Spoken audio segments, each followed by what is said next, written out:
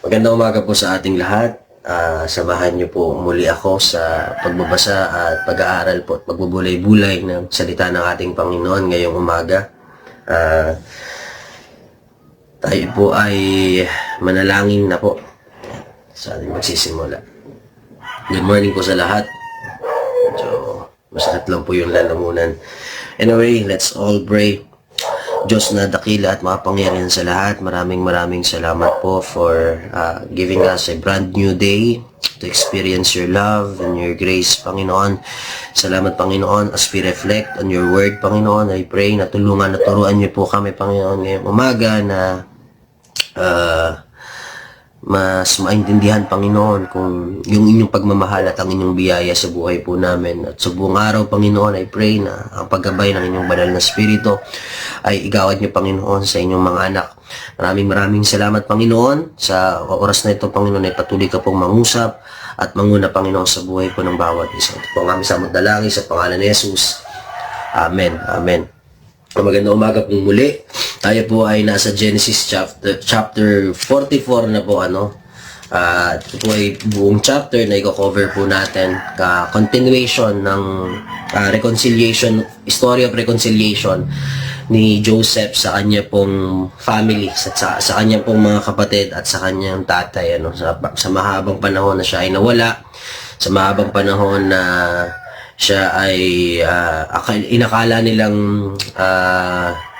wala na silang balita, pero dito ay makita po natin kung paano sila nagre-reconcile at gumagawa si Joseph ng paraan para subukin ang katapatan at kung nagbago na ba o masama pa rin ba ang ugali ng kanyang mga kapatid, Kaya ayun yung mga nangyayari. And dito, nabasa na po natin kahapon na bumalik na sila yung mga magkakapatid, dala si Benjamin, yung bunso nilang kapatid. Nung time na si Joseph ay binenta bilang isang alipin sa mga taga-Ehipto kay sa asawa ni Potiphar. Si Benjamin by that time talagang bata pa, kaya wala siya doon sa setting, wala siya doon sa senaryo ng pagkabenta kay Joseph. At alam naman po natin na merong famine, merong tagutom sa lugar kung saan sila naroroon, sa Canaan. Sila po ay gumagawa ng paparaan para makakuha ng pagkain. At yun nga po yung mga story na nabanggit ng mga nakaraan. And dito po ay nasa Ehipto na po yung mga magkakapatid, at isa sa mga testing na ginawa ni Jose para sa katapatan, tungkol sa katapatan ng kanyang mga kapatid ay nandito po sa verse 44, ang nawawalang kopa. Sabi po dito, inutusan ni Jose ang kanyang katiwala, punuin mo ng trigo ang kanilang mga sako at bago mo isara ay ilagay mo ang salaping ibinayad nila, at sa sako ng pinakabunso ilagay mo pa ang aking kopang pilak. Ginawa naman ng katiwala ang inuutos niya. Kinabukasan, maaga pa umalis ang magkakapatid sa kanilang mga asno. Hindi pa sila nakakalayo sa lungsod, inutusan na ni Jose na habulin ng kanyang katiwala, nahabulin ng kanilang mga kapatid, ang mga taong iyon. At ganun nga yung ginawa ng katiwala niya. Pagdating ng verse 7 ay sinabi dito, sumagot naman sila, ano pong ibig ninyong sabihin? Bakit kayo nagsalita ng ganyan? Ni sa isip ay hindi namin magagawa iyan. Nakita naman ninyo na nakarating na kami sa Canaan, ganun pa may bumalik pa rin kami sa inyo, at sa inyo ang salaping nakita namin, binalik pa rin namin sa inyo ang salaping nakita namin sa loob ng aming sako. Bakit kami magnanakaw ng pilak o ginto sa tahanan ng inyong Panginoon? Ginoo, kung makikita po ninyo sa sino man sa amin ang kopang sinasabi ninyo, ay dapat mamatay at alipinin ninyo kaming lahat. And surprisingly, nakita po yung kopa na yon sa bunso po nilang kapatid, which is si Benjamin. But dito po tayo mag-focus sa may verse 18 hanggang sa mga susunod na verse. Kasi yung pagkatao ni Judah, yung isa sa kanilang mga kapatid, ay talagang nagbago, no? Binago ng panahon at binago nung naging sitwasyon po nila. Lumapit si Juda kay Jose nung makabalik na po sila sa presensya po ni Jose. Sabi po dito, at ang sabi, nakikiusap po ako, Ginoo. Kung inyong mamarapatin, huwag sana ninyong ikakagalit. Ang turing ko sa inyo ay para na kayong Faraon. Ginoo, tinatanong ninyo kung mayroon pa kaming mga ama at kapatid at sabi po namin may ama kaming matanda at bunsong kapatid na anak niya sa katandaan. Patay na ang aking kapatid na ito. Patay na ang kapatid nito at siya na lamang ang buhay na anak ng kanyang ina. Kaya mahal na mahal siya ng aming ama. Di pinapaliwanag dito ni Joseph, ni Judah, yung kanila pong sitwasyon. Pagdating ng verse 26, ang sabi dito, ipinaalala namin sa kanya na hindi ninyo kami tatanggapin kung hindi kasama ang bunsong kapatid. Sinabi pa niya sa amin, alam naman ninyong dalawa lamang ang anak ng kanilang ina. Wala na ang isa, maaaring siya'y niluray at ng mabangis na hayop. At kung ang natitira ay isasama pa ninyo, maaaring mamatay ako sa dalamhati. Yung sitwasyon ni Israel, ni Jacob, ay dahil sa kanyang katandaan, ang kalungkutan ay mararanasan niya sa pagkawala ni Benjamin. Kaya nga, nagpupumilit silang magkakapatid na huwag na lang ikulong si Benjamin o parusahan. Ang buhay po ng aming ama ay karugtong na ng buhay ng bata. Kaya kung babalik kami na hindi ito kasama, tiyak na siya'y mamamatay. Yung love, makikita po natin dun sa conversation, yung love ng isang family. Kapag nakita niyang hindi namin kasama ang bata, malalagutan siya ng hininga dahil sa kalungkutan. Ang isa pa itinaya ko ang aking buhay para sa bata. Sinabi ko pa na kung siya'y hindi ko maibabalik, ako ang buntutan niya ng sisi. Kaya kung papayag kayo, sabi ni Judah, kaya kung papayag kayo, ako na ang alipinin ninyo sa halip na itong aking bunsong kapatid, yung replacement. Sabi po dito, pahintulutan na ninyong isama siya ng iba kong mga kapatid, hindi po ako makakauwi kung hindi kasama si Benjamin. Hindi ko po makakayanan ang matinding dagok na darating sa aming ama kung iyon ang mangyari. Ayun po yung pinaka-conversation nila. Basahin niyo na lang po diyan sa inyo pong mga Bible. But anyway, abang binabasa ko po ito, madali siyang mag-gets yung pinaka context, yung pinaka-ibig sabihin ng mga verses. Kasi makikita po natin yung love ng isang kapatid sa kanyang kapatid. Yung love ng isang anak sa kanyang ama.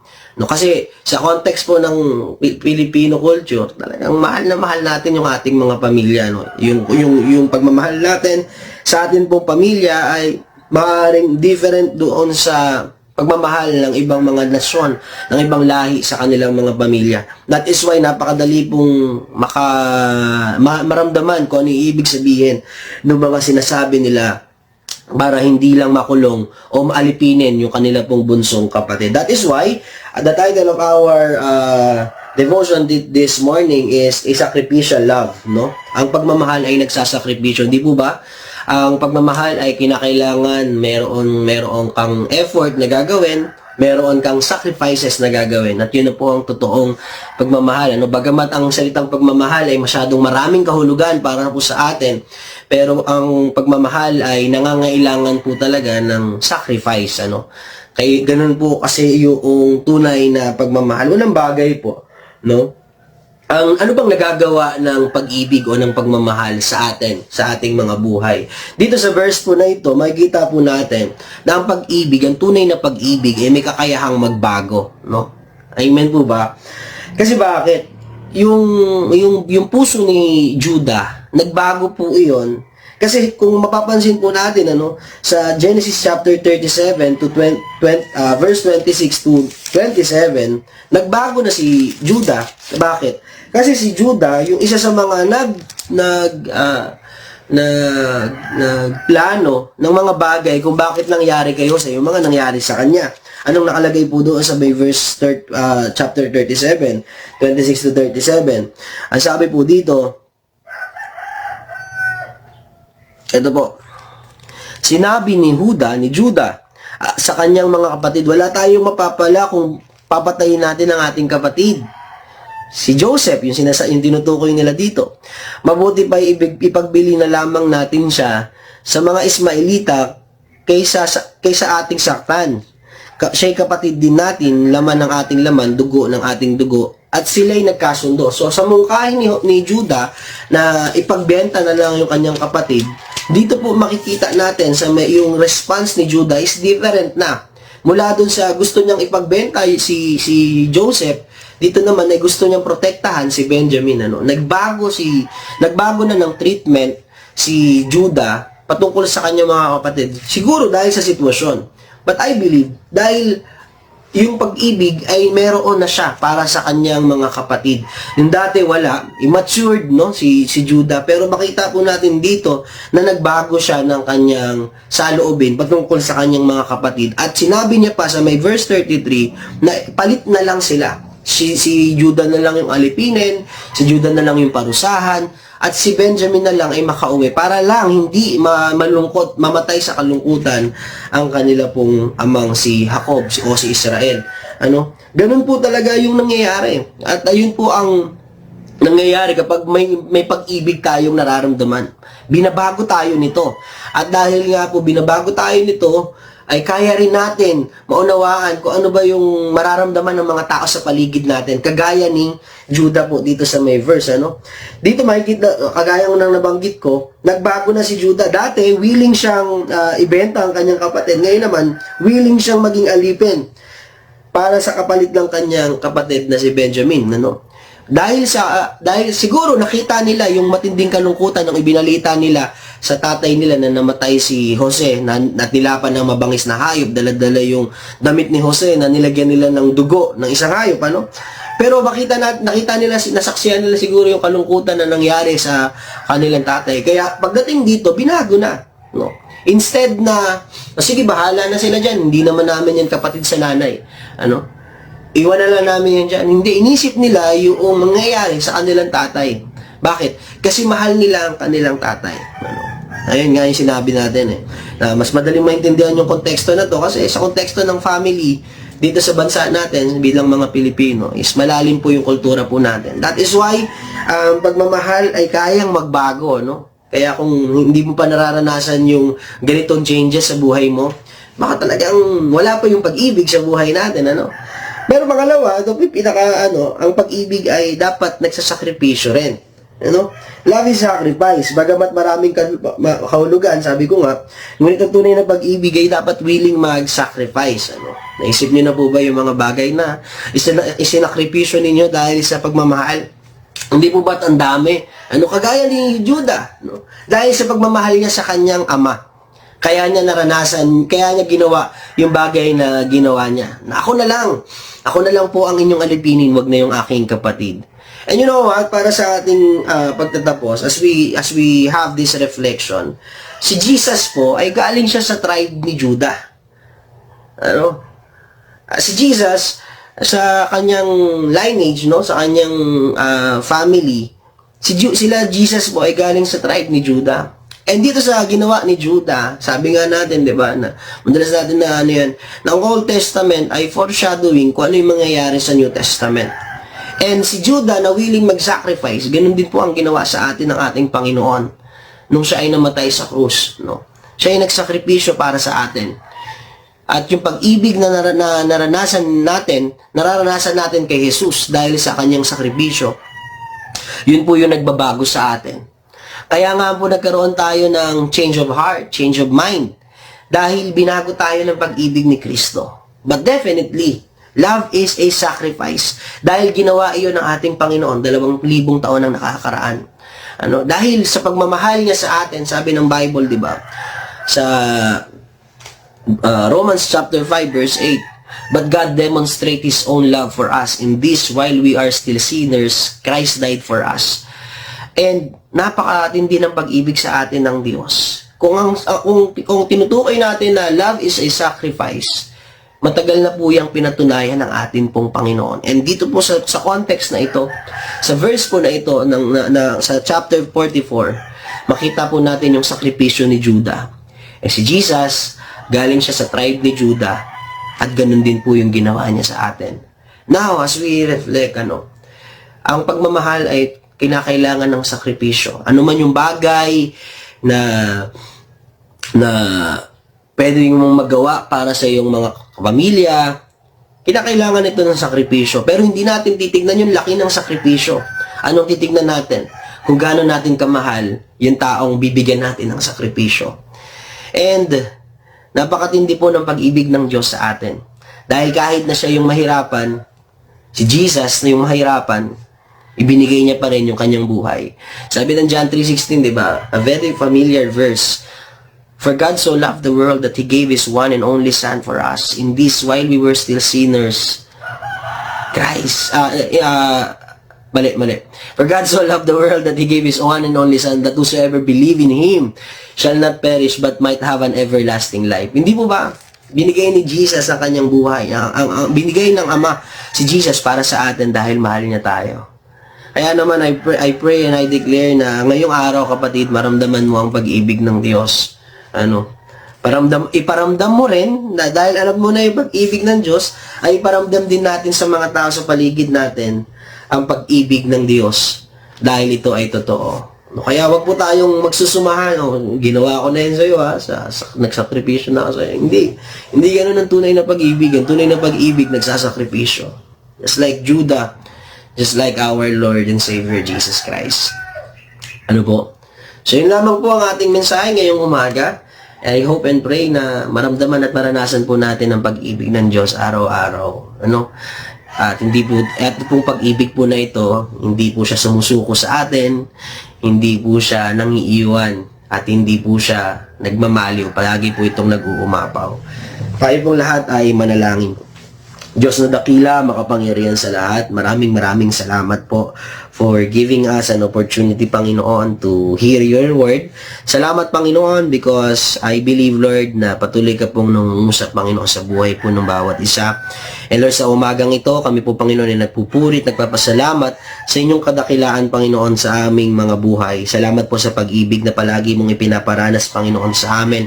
Lord, salamat po because Jesus Christ died for us, Panginoon. Namatay siya para sa aming mga kasalanan at nabuhay siya magmuli, Panginoon, dahil naniniwala po kami na kahit kailan ay hindi mo kami, Panginoon, kailanman iiwan. Kaya that's why, Lord, sa umagang ito kami po ay nagpupuri sa iyong pangalan sapagkat tunay, Panginoon, ang pag-ibig mo. Ikaw, Panginoon, dahil sa pag-ibig mo, nagkaroon kami ng change of heart, change of mind, kagaya ng naranasan ni Judah. At kagaya rin, Panginoon, ng naranasan ni Judah, ikaw, Panginoon, ay nagsakripisyo para po sa amin. And Lord, tulungan niyo po kami na makopya, Panginoon, yung kagaya ng pag-ibig mo para sa mga taong nakapaligid sa amin, Panginoon, because that is one of your greatest command, Panginoon, na sinasabi mo, Panginoon, to love God with all our strength. Pero sinabi po doon, Panginoon, to love our neighbors as ourselves, Lord God. Maraming salamat, Panginoon, dahil yung pag-ibig na ito ay ang nais po namin na maranasan at iparanas, Panginoon, sa mga tao sa paligid namin. Ay maadot-tigit, Panginoon, sa amin pong mga pamilya. Lord, ingatan mo, Panginoon, ang amin pong pamilya. Huwag niyo pong pababayaan, Panginoon. And today, Lord God, we are remembering, Lord God, those family, Lord God, sa loob ng inyong kawan, sa loob ng inyong iglesia. Kung meron ng Panginoon mga pamilya na nagdaranas, Panginoon, ng mga pagsubok, problema, Panginoon, pagkakasakit, Lord, samahan niyo po, Panginoon, ang bawat families, Lord God, na nakakaranas, Panginoon, ng mga problema at pagsubok, Panginoon, sa kanila pong buhay. And I pray, Lord, na ma-apply po ng bawat family ang pag-ibig na nanggagaling sa iyo, Panginoon. Ano man pong sakripisyo ang aming gagawin, Panginoon, para po sa aming pamilya, ito po'y magiging worth it, Panginoon, dahil hindi naman basta pag-ibig lang ang gusto naming iparanas sa aming family, kundi ito yung pag-ibig na galing sa inyo na ipaparanas namin, Panginoon, sa aming mga magulang at sa aming mga kapatid. Maraming salamat, Panginoon, for this day. I pray and I declare, Lord God, healing for those people, Panginoon, na nakakaranas po ng karamdaman, Panginoon. Naniniwala po, may Panginoon, na kayo po may kakayahang maggamot at mag-ayos, Panginoon, at mag-restore ng mga sarili namin, ng mga katawan namin, Panginoon, na nakararanas po ng karamdaman. Maraming salamat, Panginoon. Ikaw ang aming Panginoon at tagapagligtas at maraming salamat, Panginoon, sa araw na ito. Continue to bless us and use us for your glory. Ito po ang aming samot dalangin sa matamis at dakilang pangalan ng aming Panginoong Jesus. Amen. Amen. Good morning po sa ating lahat and have a great day. May God is good and He is great and continue to live para mabigyan siya ng kapurihan sa buhay po ng bawat isa. God bless you all po. Mag-ingat po kayo.